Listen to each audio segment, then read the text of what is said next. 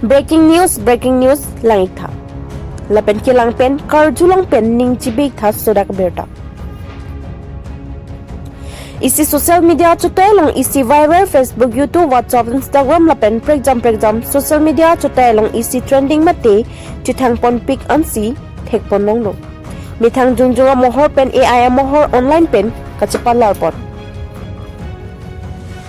Son si det kachari tum pen ching lok thek se resart ki thik dinga tum lapen YouTuber tum lapen non ki thormi ove ki mi risoi janga tum mithang jungjunga mohor kachane pen chat GPT mate grok beta pwa evalong online AI pen kasemara puthak kachari kidang sot la solong rai khomsai kya tum pen stame kinang sot pen pachini polo la sikar biang long atok anu kido Karbia khai pen cheng lok kapre khai tum do antami labang so f mate online chat GPT mate grok beta la pen methang jongjong mohor pen kachilar pon pede ji aphansi rai khomsai ki tum pen pachini pon tanglo.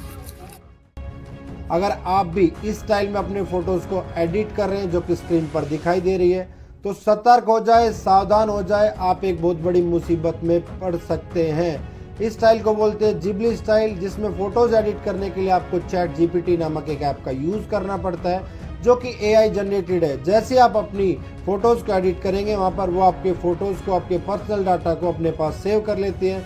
ये खुद AI ने अपनी policy में mention किया हुआ है कि वो आपके डाटा का अपने ट्रेनिंग पर्पस के लिए यूज कर सकती है।